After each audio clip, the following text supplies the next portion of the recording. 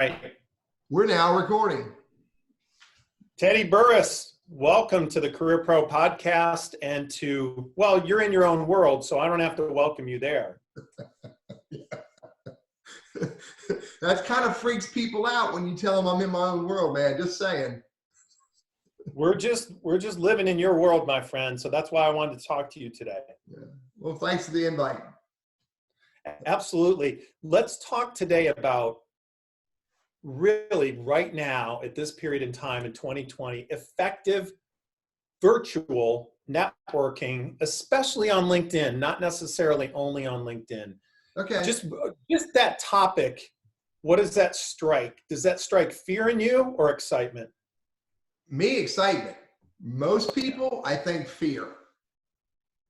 Because they don't know how to do it differently. We've been conditioned to network in real life, go to chamber events, go to network events, go to job search groups, show up at community events, walk up and down the street and say hi to people. And we can't do that.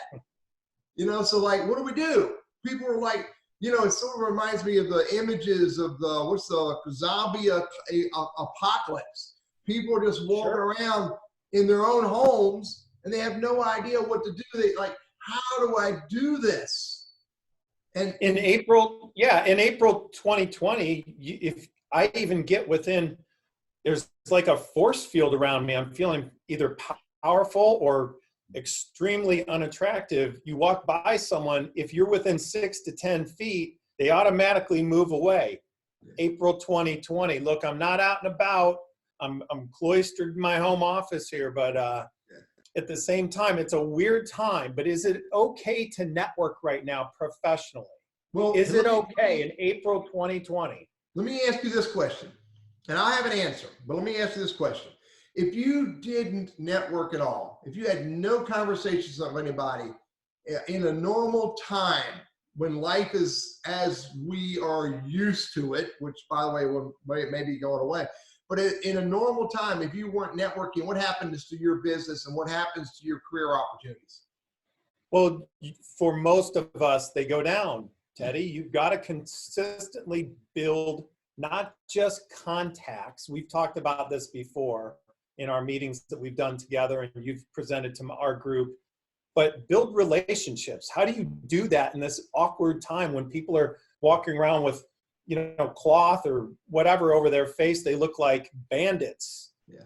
So you just got to be willing to try something different. So let me give you some examples. So I have to grow my business every day. Every day I've got to be working on growing my business. I don't care what's going on in the world. I've got to be growing my business every day. So what I have been doing is this. First of all, if someone touches my content online, typically I would message them back. If someone responds to an email to me, typically I would email them back. Typically, I would do the same things I used to do. Today, I'm doing it a little different. Here's an example of what I did last week, and I'm going to do it again this week. When someone engages on my stuff, my content online, my YouTube videos, wherever, instead of me relying on respond or reply, I call them. You're going a little old school with us here. Maybe, yeah. But then, even differently than that, if I know who that person is, and I bring up their phone, and I have everybody I know is in here. Everybody I know that I've connected with, got their digits, are in here, okay? And if I see that I can do FaceTime, I'm doing FaceTime, okay? So you're saying it's okay to make those old connections. People are like, I'm too busy for that. I don't want to do that. In the past, I hear a lot of that from clients. They don't want to network that way. They're getting the push off. Today, you're saying maybe not.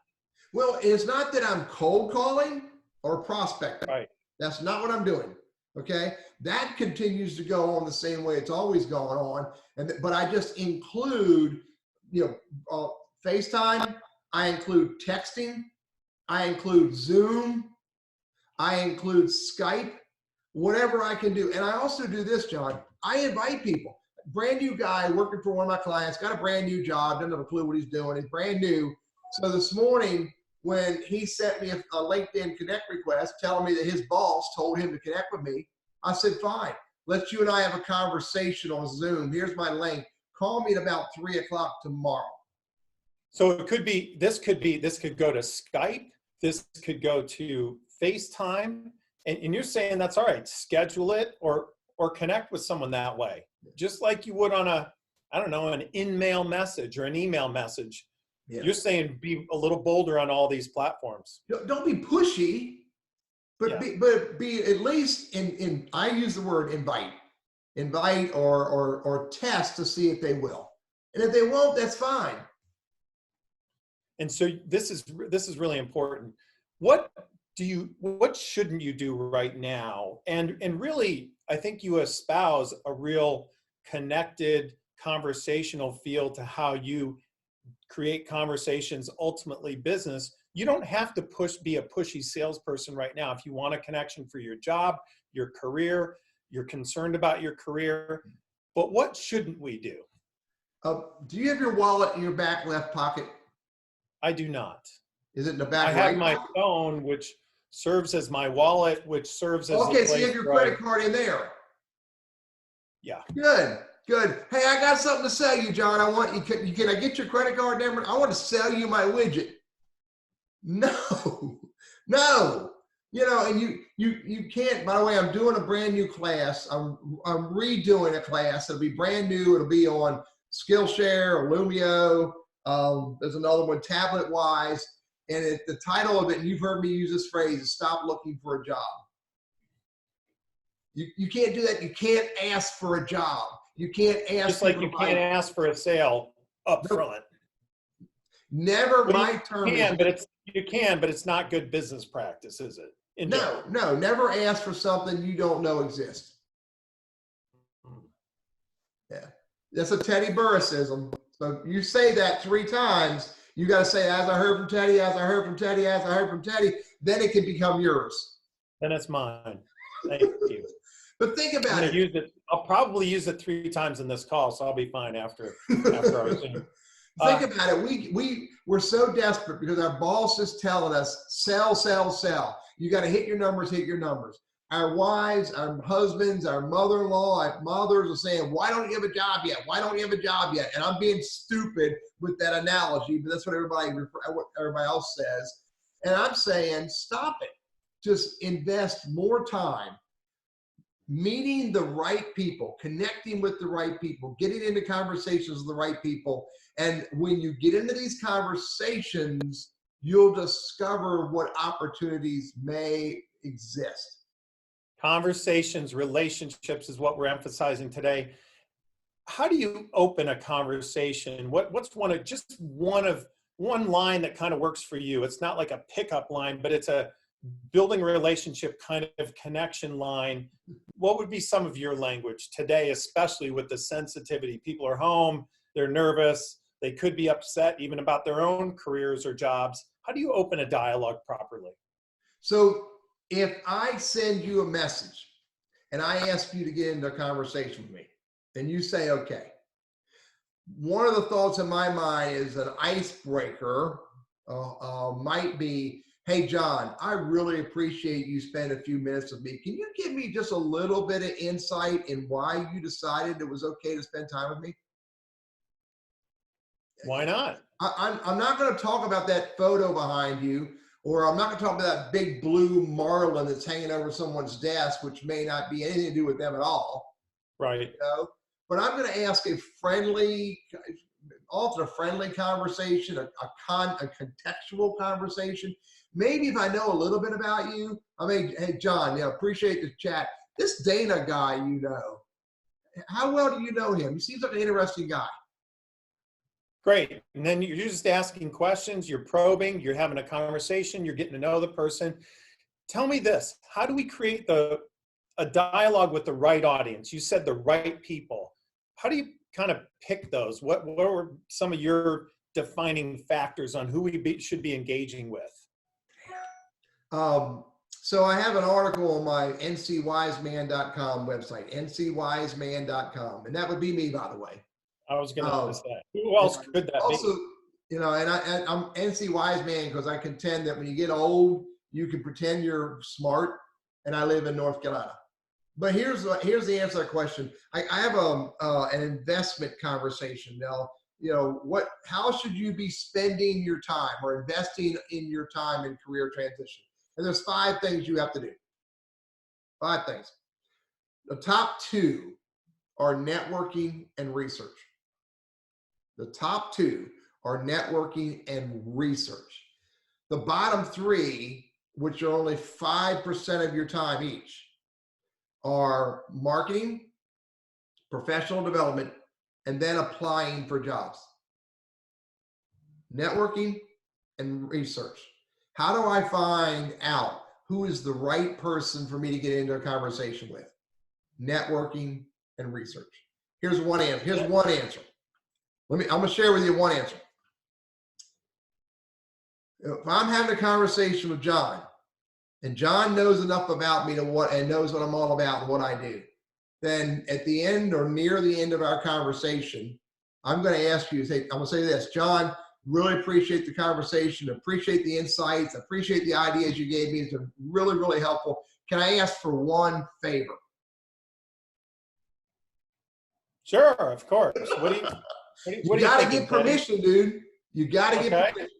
Okay. You're asking for one favor. You're not saying, could you send me 3 people that you know? You're not pushing the envelope here. One thing, and it's one person. John, you know enough about me. You know what I'm trying to achieve. Who is one person that you think I should talk with? Wow. That should be an easy get. Should be an easy get. And you know what? If you say to me that you don't necessarily have an answer right now, Teddy, I'm not real sure. John, that's okay. It's really okay. Maybe our relationship hasn't grown enough. Maybe you don't know enough about me yet. John, it's okay. No worries. Can I come back to you? Huh? Someone can come up with one person. But some people say I can't. Some people say I can't. And I'm accepting of that. But I'm going to say this to you. Do you mind if maybe in 2 or 3 weeks I reach out to you and say hi? And I'll just share one sentence with you, remind you what I'm doing, and maybe a person will come to mind. That seems fair to me. That's not a big ask. How do you find the right person? You know what your goals are. You know what kind of business you want to be in. You know what kind of role you want to be in. When you're networking, every single person you talk with, you need to always ask, who's the next person I should talk with? Very good. Very good. That's not too hard. That's not too much to ask. Now, does this apply to someone who's trying to build relationships for sales? Does this apply to someone who might be furloughed at the moment? It really applies to almost anyone, not just people in job search. Yeah. Because we're all searching for our next opportunities, aren't we? Yeah. And so maybe it applies to dating. I don't know. We don't know about that. I don't have to. 43 years. I think this is not about business. It's not about selling my widget or getting a job. It's about people connecting and meeting other people who could be beneficial to them or they could be beneficial to each other. And we're even underestimating sometimes the powerful relationships that can develop out of just that one person. For example, one of our friends, Tiffany Dotson, I just connected you with a client, in the same email. Yeah. And I believe she's the one who introduced you to me.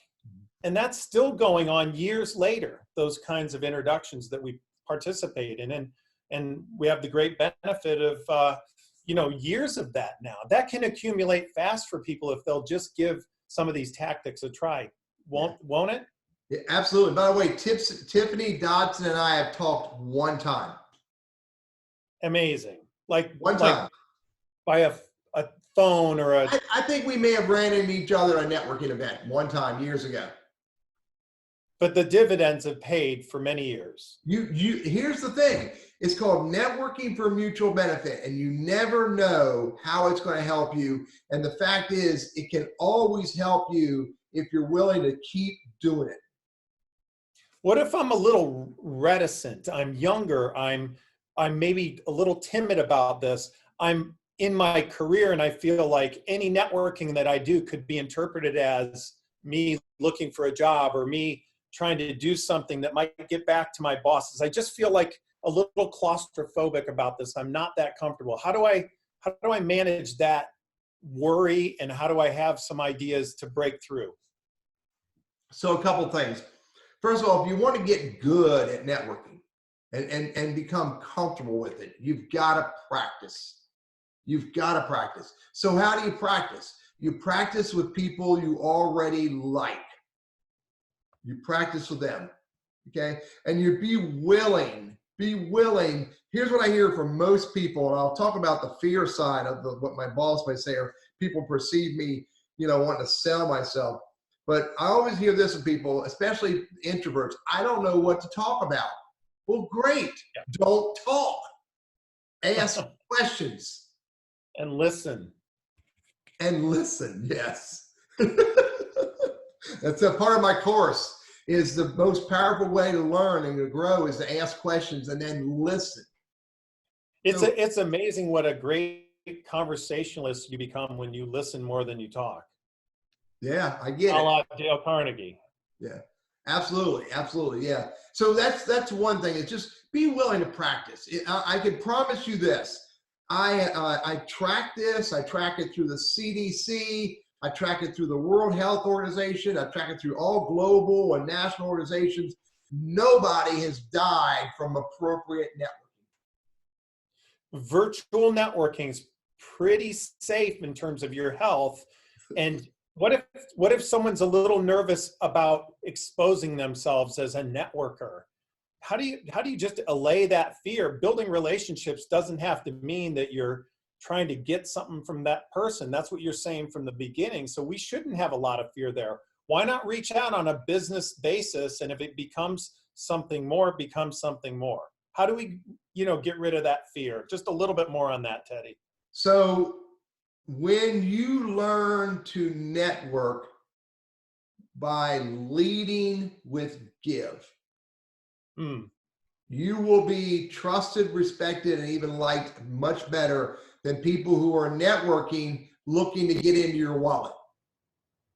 Well, what if I think to myself, what do I have to give right now? I mean, I want some advice. I want some insight. I'm interested in your products or company. There's a lot of little ways to give, aren't there? Just in compliments, in professionalism, in courtesy. What other ways can we have that mindset as we network virtually? So in the book that I wrote called Networking for Mutual Benefit, by the way, available on Amazon.com for $10.95. In that book, I said this. I said this. The easiest and probably the most powerful, let's go with the easiest. The easiest way to give is to listen. Just be willing to listen. Now, probably the most powerful way to give is to find a way to help an individual personally. Exactly right. Yeah. But the easiest people in just a normal conversation where you don't have a big agenda, you're getting to know the person, you're asking questions, you're interested in what they do. Sometimes we'll reveal things that they need or they need encouragement with. And if you help them with that little thing that could be personal, how deep does that relationship potentially go? So again, in the class that I'm doing right now, it's called your career journey, your career search 2020 and beyond. It's the class I'm publishing, just about ready to publish on Skillshare.